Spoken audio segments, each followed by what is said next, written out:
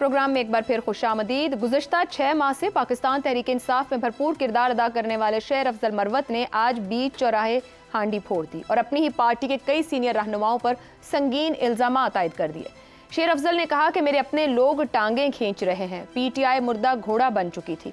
आज लीडर बनने वाले बिलों में घुसे हुए थे, सब लीडर्स को उनके हलकों में लेकर गया। शिबली फराज और उमर अयूब ने मेरी इमरान खान से मुलाकात नहीं होने दी।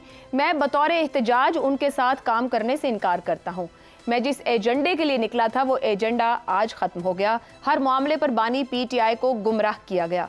शेर अफजल ने बड़ा इल्जाम लगाते हुए कहा कि सऊदी सफीर के कहने पर मेरा नाम पैक की चेयरमैनशिप से निकाला गया। शेर अफजल शुरू दिन से ही एक मुतनाज़े सियासतदान तस्वुर किए जा रहे थे, जिनको टिकटॉक और सोशल मीडिया का लीडर कहा जाता था। अब पीटीआई की जानिब से शेख वकास अकरम का नाम पब्लिक अकाउंट्स कमेटी के लिए फाइनल कर लिया गया है। इससे पहले उमर अयूब, हामिद रजा, अली मोहम्मद खान जैसे लोगों के नाम इस ओहदे के लिए सामने आते रहे। ज़राए के मुताबिक अब हैरानकुन तौर पर अचानक शेख वकास अकरम का नाम फाइनल हो गया है। इस बड़ी पेशरफ से दो अहम सवाल जन्म ले रहे हैं। एक ये कि ऐसा क्या हुआ कि बानी पीटीआई की जानिब से दिए गए शेर अफजल के नाम से पीटीआई को पीछे हटना पड़ा और चंद दिन पहले तक इमरान खान के मंजूर नज़र शेर अफजल मरवत को अब मुलाकात के काबिल भी नहीं समझा जा रहा।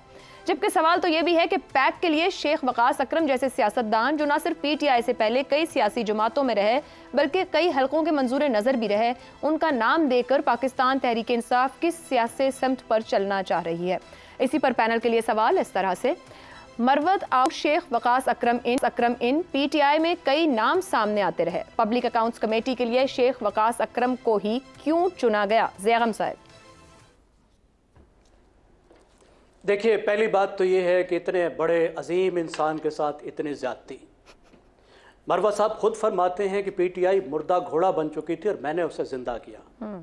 यानी एक घोड़ों का मसीहा जो मुर्दा घोड़ों को जिंदा कर देता है, और घोड़ों के मसीहा को जो है वो पार्टी ने उसकी कदर नहीं की। जो स्टूडियो में, टीवी के स्टूडियो में रेसलिंग मैच कर सकता है, सैकड़ों टिकटॉक के जो अकाउंट हैं उसके दम से चलते हैं, जब वो आता है तो टीवी शोज़ की रेटिंग ऊपर चली जाती है। तो उसकी उकाब नज़री देखें, उसको सऊदिया की साजिश नज़र आ जाती है, और अब साजिश नंबर 2 भी नज़र आ गई जिसके ख़िलाफ़ इस्लामी दुनिया का सबसे अहम मुल्क साजिशें कर रहा है। उसको अमरीकी फ़ौजी अड्डे नज़र आ गए जो किसी को भी नज़र नहीं आए। तो एक तो ये ज़्यादती है, मैं एहतजाज में शामिल हूँ। अब अगली बात, शेख वकास अकरम। शेख वकास अकरम जो हैं वो एक सीजन पॉलिटिशियन हैं, सबके साथ काम करने का तजर्बा है माशाल्लाह। वो PMLQ में भी रहे हैं, PP में भी रहे हैं, PMLN में भी रहे हैं, PTI में भी रहे हैं। तो एक अच्छे वर्किंग रिलेशनशिप के साथ रख सकते हैं, चल सकते हैं सबके साथ। एनर्जेटिक आदमी है, क्रिटिकल आदमी है, चीज़ों को क्रिटिकली देख सकते हैं, और मेरा ख्याल में इस ओहदे पर रहते हुए वो अच्छी नज़र रख सकते हैं डिपार्टमेंट पर, अवेलेबल लॉट में। और ख़ास तौर पे अगर मरवत साहब से कंपैरिजन करें तो मेरे ख्याल में वो एक बहुत अच्छी चॉइस हैं। लेकिन मेरा अपना ख्याल ये है कि अगर leader of the opposition Omar Ayub Khan खुद ये नशिस्त संभालते तो कहीं ज़्यादा अच्छा होता। दुरुस्त, ठीक। इफ्तिखार साहब, ये जो नया नाम सामने आया और साथ ही जो शेर अफजल मरवत साहब कह रहे हैं कि मेरे अपने लोगों ने टांगें खींची हैं, उमर अयूब और शिबली फराज का वो साथ नाम ले रहे हैं, क्या सियासी लीडरशिप में पीटीआई की वाज़ेह दरार दिख रही है? कल हसन निसार साहब ने कुछ कहा है पार्टी के अंदरूनी इख्तलाफात के बारे में, वो बेहतर जानते हैं। मेरी इतनी दिलचस्पी नहीं है इन अमूर में।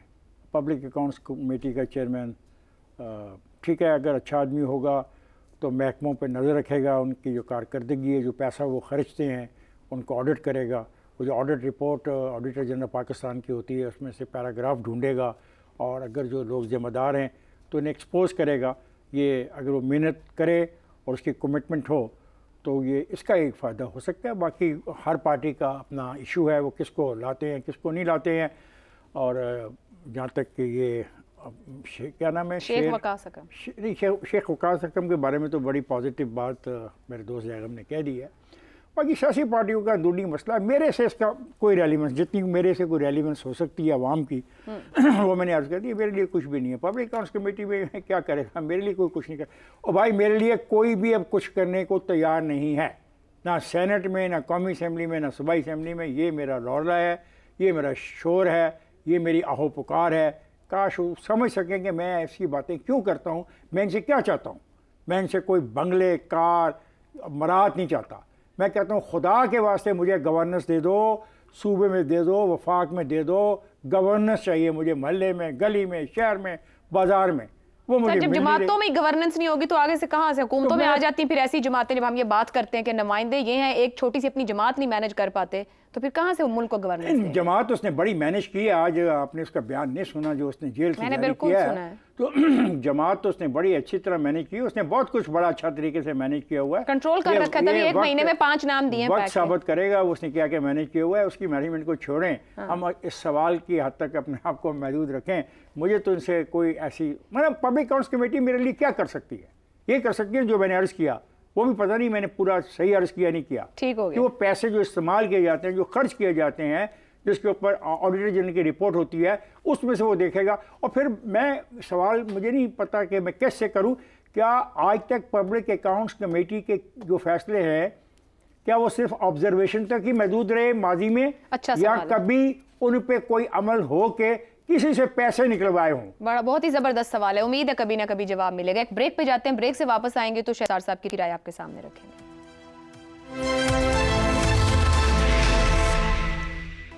प्रोग्राम के आखिरी हिस्से में एक बार फिर खुशामदीद कहेंगे। शहजाद साहब, हमने इलेक्शन से पहले देखा कि पीटीआई को वकला लीड कर रहे थे बड़ी तादाद में, और फिर असेंबली में भी दिखाई दी हमें। ये सियासी लीडरशिप में इख्तिलाफात जो नजर आ रहे हैं, इमरान खान की पार्टी पर गिरफ्त मजबूत है, कमजोर हो रही है? इमरान खान से ज़्यादा जो ज़रूरी बात है वो मेरे ख्याल में हमें अपनी अमूमी सियासत के ऊपर, और ये जो आज आपने सवाल रखा है इसके अंदर उसकी एक झलक नज़र आती है। यानी हमारी ज़िंदगी का हर शोबा एक पॉपुलिज्म की तरफ पॉपुलिस्ट हो चुका हुआ है। इंस्टेंट रिकग्निशन, इंस्टेंट शोहरत, यानी मेरी शोहरत कितनी जल्दी और कितनी दूर तक जाती है, ये है सारा का सारा। जो सब्सटेंस है वो कम हो गया है, और जो चीज़ पजीराई जिसमें मिलती है, जिसके अंदर आपको बड़ा, आपका नाम बड़ा होता है, उसकी ज़्यादा अहमियत हो चुकी है हमारी ज़िंदगी के अंदर। और यही सबसे बड़ी बीमारी है। पहले जो ये जो इंस्टेंट शोहरत वाला जो मामला है या जो पॉपुलिज्म है, उसका इस्तारा शेर अफजल मरवत बनता है। उस तरीके से ठीक है, वैसे लोग भी होने चाहिए, शायद बहुत से लोगों को अट्रैक्ट करते हैं। हम कहते हैं इनकी क्या कहते हैं मास अट्रैक्शन, ये लोगों को अट्रैक्ट करते हैं अपनी तरफ। ये लोग जो होते हैं, मास अपील बहुत ज्यादा है इन लोगों की, ठीक है, होगी, लेकिन कहीं जैसे कहते हैं नारों और बड़कों से आगे जहां और भी हैं, कुछ लोगों को अकल वाले भी चाहिए जो बैठ के काम कर सकें। अब सवाल आपका ये पैदा हो सकता है कि क्या वकास अकरम अकल वाले, उस तरह के अकल वाले हैं या नहीं है। मैं, हालांकि मेरी अलग सलाक है उनसे, मैं ऐसी बात नहीं करना चाहता, लेकिन बुनियादी तौर पर मेरी अपनी सोच है, इसके बारे में गलत भी हो सकती है, कि जिंदगी के किसी भी शोबे के अंदर, चाहे जिम्मेदारी है, कारोबार है, आड़त है, आपकी साइंसेस हैं, टेक्नोलॉजी, किसी भी शोबे के अंदर आपकी वहां तक पहुंच होनी चाहिए जहां पर कि आपने उसके अंदर जिसे कहते हैं रिगर, गहराई तक का सफर किया हो, आप ए टू जी हर चीज को जानते हो। जब आप रिगर जानते हैं, जब आप तफसील के अंदर जाना जानते हैं, जब आप उसके बिल्कुल पीक पे जाते हैं किसी भी शोबे के, किसी काम के, तो आपको आदत होती है किसी चीज की तफसील में जाने की। ऐसे लोग चाहिए जो कि फिर हर शोबे में जाके उस तरह का काम करते हैं। एक एटीट्यूड चाहिए होता है उस किस्म का काम करने के लिए। तो पीएससी हुकूमत का एहतसाब करने वाली एक इदारा है, बड़ा अहम है, बहुत अहमियत का हामिल है। शेख वकास अकरम जर्नलिस्ट के तौर पे, जर्नलिस्ट बात कर रहा हूँ, ना जनरल ना जर्नल, जर्नलिस्ट के तौर पे तो बहुत अच्छे काबिल आदमी हैं, बड़ी अच्छी तकरीरें करते हैं, लेकिन इस रोल में कैसे रहेंगे ये देखना होगा। दुरुस्त हो गया। अब साहब, जो शहजाद साहब ने जहां से आगाज किया, अगर उसी पे सवाल रखूं, जो मरवत साहब के बयानात और मुतनाज़े ट्वीट सामने रही, उनके पीछे हटने से एक स्टेप क्या और लोग लीड करें या दिखाई दे रहे होंगे ज्यादा, पीटीआई में पॉलिटिकल मैच्योरिटी यानी कि तब्दीली दिखाई देगी या नजर आएगी? मेरा नहीं ख्याल कि ये कुछ अपनी धड़ेबंदी है पीटीआई के अंदर, उसके अलावा तो कुछ नहीं है। और एक धड़ा, बहुत सारे धड़े हैं, उनमें से एक धड़े का बंदा पीछे हो गया, दूसरा आगे आ गया, इतनी सी बात है। और मैक्सिमम इसमें ये हो सकता है कि बाकी सारे ओहदे जो हैं वो केपी के लोगों के पास है, पंजाब के पास कोई ओहदा नहीं था, शायद उसमें दिया हो। शेख वकास अकरम को इसलिए लेके आए होंगे आगे। मुझे तो इसके अलावा कोई और वजह नहीं नज़र आ रही। ना मैं समझता हूँ कि शेख वकास कोई एक्स्ट्रा ऑर्डिनरी इंसान है, मैं मेरी भी उनसे लैक है, लेकिन जो पीटीआई के जेन्युइन लोग हैं, पुराने लोग हैं, उनमें से तो कोई नहीं आगे आया। न शेर अफजल मरवत उनका पुराना है, ना उमर अयूब पुराना है, ना ये जो अभी शेख वकास है ये पुराने हैं। ये सब तो हर घाट का पानी पी के यहाँ पहुँचे हैं, उनको आगे किया जा रहा है। तो पीटीआई ने इस्टेब्लिशमेंट को मैसेज दिया कल की प्रेस कॉन्फ्रेंस के बाद कि सऊदी अरब के साथ ताल्लुकात ख़राब करवाने की जो कोशिश की गई थी इमरान खान के कहने पे शेर अफजल ने जो बयान दिया था और उसको पब्लिक अकाउंट्स कमेटी का चेयरमैन भी नामजद किया था, उसके इफ्जाने में वो वापस ले लिया उन्होंने डिस्प्लेजर शो किया इस्टेब्लिशमेंट ने, इमरान खान ने नाम वापस ले लिया और इनको आगे कर दिया जो ज़्यादा एक्सेप्टेबल होंगे परवेज़ मुशर्रफ के दौर से लेके आज तक, इतना ही फ़र्क है बस। तो जो आप जब धड़ेबंदी कह रहे हैं तो इसका मतलब है बानी पीटीआई खुद से कॉलिंग द शॉट्स है, उनकी गिरफ्त मजबूत है, 2 3 4 लोगों के नाम आए और फिर फाइनल वही हुआ जो वो चाह रहे थे। अभी तक फाइनल वही हो रहा है जो वो चाहते हैं। अब पहला नाम भी उन्होंने दिया, ये भी नाम उन्होंने दिया। शेर अफजल मरवत का नाम भी सर 2 बार आया ना, आया फिर पीछे हटा फिर आ गया। हाँ जाहिर है, ये तो मैंने बताया ना कि उनको जो जाके जो बताता है वो किसकी बात पे किस दिन यकीन करना होता है। ये तो ये सारी जंतरी तो उन्हीं के पास है ना कि आज मैंने बुध को फलाने की बात पे यकीन करना है, पीर को फलाने की बात पे यकीन करना है, मंगल को फलाने की बात पे यकीन करना है। तो उन्होंने इस्टेब्लिशमेंट के सारे बंदे आगे कर दिए हैं हर ओहदे पे कि जाएं मौज करें बात, उनसे मामला तय करें। तो ये एक कहीं से गलती कर गया, ये भी उन्हीं का बंदा है शेर अफजल मरवत भी, लेकिन गलती कर गया सऊदी अरब के मामले पे तो उसका नाम वापस ले लिया, बस इतनी सी बात है। शहजाद साहब कुछ कहना चाह रहे हैं, 20 सेकंड है। नहीं, मैं तो यही कहना चाह रहा हूँ कि देखिए ये शेख वकास अकरम की जो अपनी पोजीशन है वो तो सियासी तौर पर तो काफ़ी मुस्तहकम है और ये मुझे नहीं लगता कि ये सिर्फ और सिर्फ कोई पंजाब का और उसका, मेरा ख्याल है एक्सेप्टेबिलिटी का भी मामला है ना।